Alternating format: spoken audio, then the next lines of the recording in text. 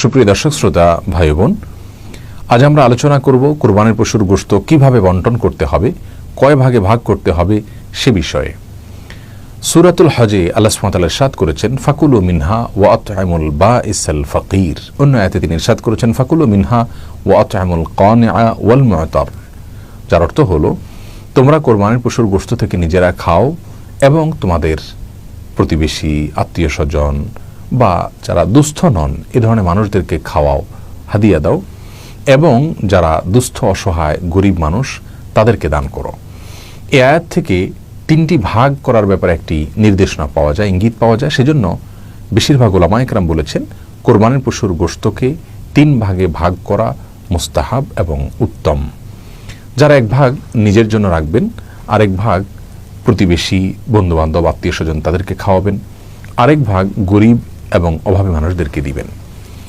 কেউ যদি তিন ভাগ পুঙ্খানুপুঙ্খরূপে না করতে পারেন, নিজের ভাগে একটু বেশি রয়ে গেল, দানটা একটু কম করলেন, তাহলে সেক্ষেত্রে কোনো প্রকার সমস্যা নেই, এর জন্য চিন্তিত হওয়ার কোনো কারণ নেই।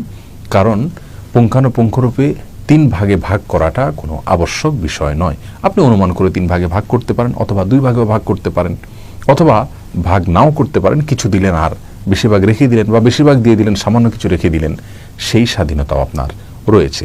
যার কারণে কয় ভাগে ভাগ করব সেটা পুঙ্খানুপুঙ্খরূপে হলো কি না সে বিষয়গুলো নিয়ে আমাদের দুশ্চিন্তা করবার কোনো কারণ নেই।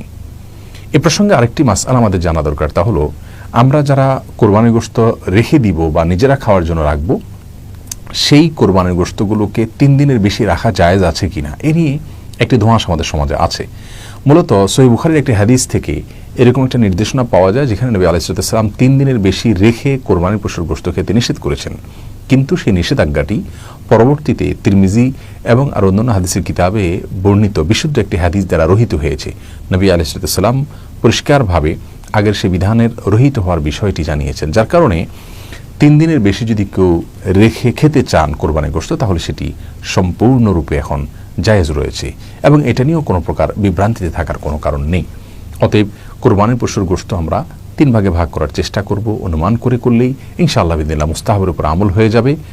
আর আমাদের দেশে অনেক সমাজের একটা ভাগ নামে ভাগ তোলা হয়।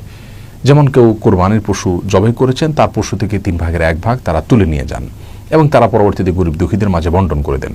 সন্দেহাতীতভাবে এটি একদিক থেকে ভালো যে সামাজিকভাবে গরিব এবং অভাবী মানুষের কাছে গোশত পৌঁছে দেওয়া হয়, কিন্তু এর আরেকটা খারাপ দিক হলো, যিনি কোরবানি করেছেন তিনি হয়তো তার পরিচিত কোনো গরিবকে দিবেন, অথবা তিনি হয়তো গরিবকে এখন দিবেন না, ফ্রিজে রেখে পরবর্তীতে দিবেন, খাওয়াবেন, অথবা গরিবকে 3 ভাগের 1 ভাগ পুরোপুরি দিবেন না, যেহেতু ইসলাম তাকে স্বাধীনতা দিয়েছে। কিন্তু সমাজ যখন তার কাছ থেকে ওইটা নিয়ে যায় এবং এক প্রকার লজ্জায় পড়ে হলেও তাকে দিয়ে দিতে হয়, বা সিস্টেমের মধ্যে পড়ে হলেও তাকে দিয়ে দিতে হয়, তখন কিন্তু বিষয়টি কোনো কোনো ক্ষেত্রে হারামের পর্যায়ে বা নাজায়েজের পর্যায়ে, গুনাহের পর্যায়ে চলে যায়। তার কারণ হলো ওই ব্যক্তির যদি মনে সন্তুষ্টি না থাকে, কিন্তু সমাজের চাপের কারণে দিয়ে দিতে হয়, তাহলে কিন্তু সেটি কোনো অবস্থাতে জায়েজ হবে না। বিধায় এ ধরনের সমাজের ভাগ তোলার ব্যাপারটি আমি বলবো ভালো, কিন্তু স্বাধীনতা দেওয়া উচিত, যে যতটুকু সেখানে দেয় পরবর্তীতে সামাজিকভাবে সেটাকে বন্টন করা হবে। বাধ্য কোনো অবস্থাতে করা উচিত না, বা সিস্টেম বানিয়ে নেওয়া উচিত নয়, যার ফলে মানুষ একরকম অঘোষিতভাবে বাধ্য হয়ে যায়। তাহলে কোরবানির পশুর গোশতকে আমরা 3 ভাগে ভাগ করার চেষ্টা করব, যদি করতে পারি ভালো, আর যদি পুঙ্খানুপুঙ্খরূপে নাও করতে পারি, এর জন্য চিন্তিত হওয়ার কোনো কারণ নাই। নিজেরা খাবো, গরিব দুঃখী অভাবী মানুষের মধ্যে বিলাবো, এবং আত্মীয় স্বজন সহ অন্যান্য যে মানুষগুলো আছে তাদেরকেও দান করব। আল্লাহ তাআলা আমাদের সকলকে সুন্নাহসম্মত উপায়ে রাসূল করিম সাল্লাল্লাহু আলাইহি ওয়াসাল্লামের পদ্ধতি অনুযায়ী প্রত্যেকটি আমলকে সম্পাদন করার তৌফিক দান করুন। আসসালামু আলাইকুম ওয়া রাহমাতুল্লাহি ওয়া বারাকাতুহু।